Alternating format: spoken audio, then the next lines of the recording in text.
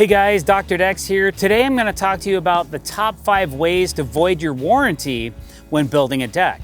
So if you don't follow manufacturer's recommendations on certain parts of the deck build and the installation, it can be a real problem for you in the future if things start to go wrong and you notice, hey, this deck is starting to buckle, or this piece is cracked, or something wrong's going on here, and you call the company and they send out a representative and they're gonna take a really close look at that deck. And the first thing they're gonna look at is how far away your joists are placed.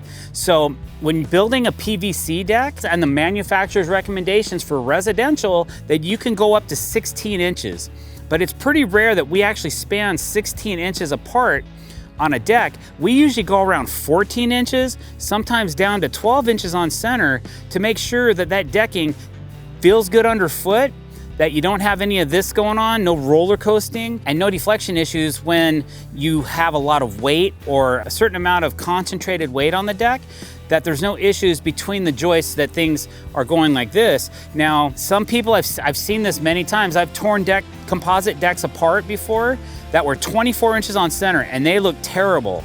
It looked like waves in the ocean, things like that. So make sure that you check with the manufacturer's spec on what the recommended joist spacing is, and possibly bring that in a little bit closer. It doesn't hurt to add 1 or 2 more joists on the size of a deck that's a 16 by 20. It's gonna cost you $100 to make sure that your decking has a nice firm feeling underfoot, and it's better for your joist spans. Another issue that you can have that will void your warranty is if you're using non-approved fasteners for that decking product. I personally have had this problem in the past, but I had a manufacturer say, yep, actually I used their fastener and there was a problem there. So they paid me to pull out the fasteners and put in new ones that were gonna last a lot longer. But I could see an issue if you went in to Home Depot and picked up XYZ screw because you saved 50 bucks on the box, and you install those in the deck, and then they all rust. They're gonna come out and look at that and go, well, hey, it says right here in our installation guide that you gotta use our branded fasteners with our branded decking. Another thing, kind of on the same plane, is if you install a groove board with a deck clip, make sure that that deck clip is approved for your particular decking installation, because I've seen that issue as well. We've used TimberTech decking with groove boards, and we were gonna use a Trex clip because I was gonna get a good price on it, and the guy goes, hey, wait a minute, this clip is not warranted in conjunction with this decking. I was like, ooh, good point. So if I used that particular brand of clip with a different brand of decking, I was gonna void the warranty on the deck, which is not good for me, it's not good for my client, and it wasn't worth the $50 I was gonna save for the clips.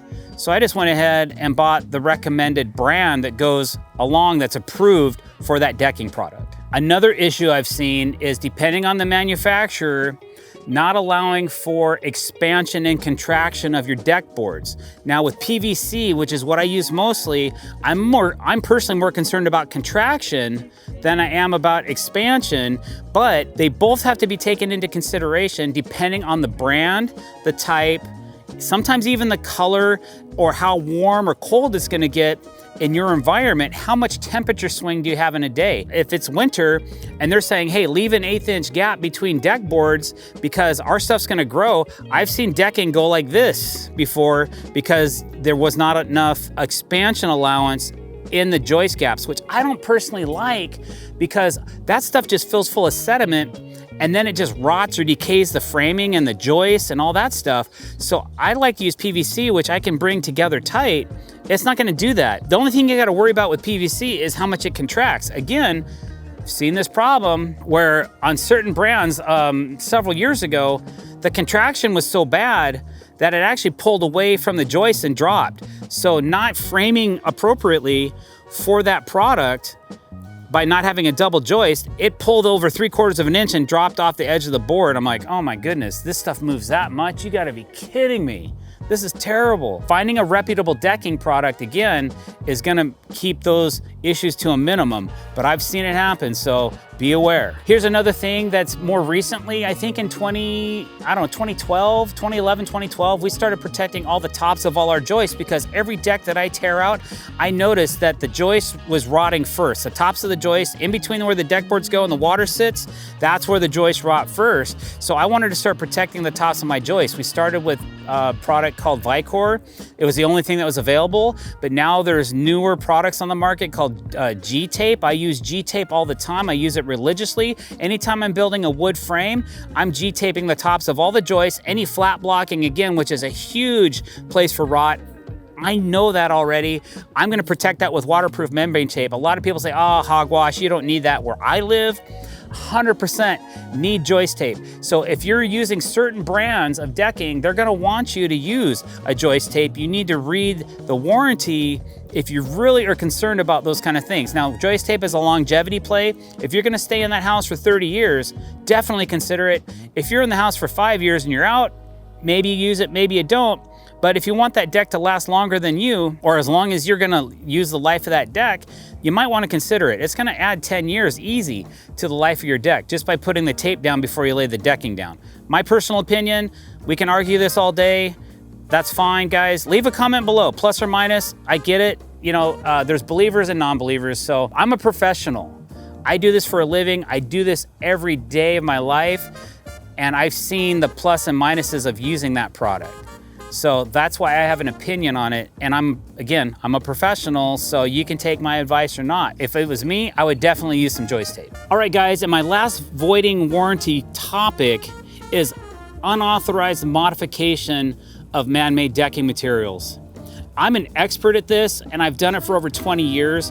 And sometimes you gotta void a warranty to make a statement. And that's what this is all about right here. This is something that I do, and I know that I'm voiding the warranty. And guess what?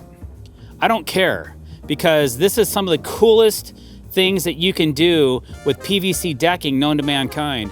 And I'm proud to say that I have the ability and the patience and the skills and the technology to be able to do it. So sometimes you gotta void a warranty to get your point across. So for that matter, once in a while, it's okay to void a warranty if you're creating art. So if you agree with me, leave a comment below. Let me know what you think of this bench, and if you want to void warranties or not.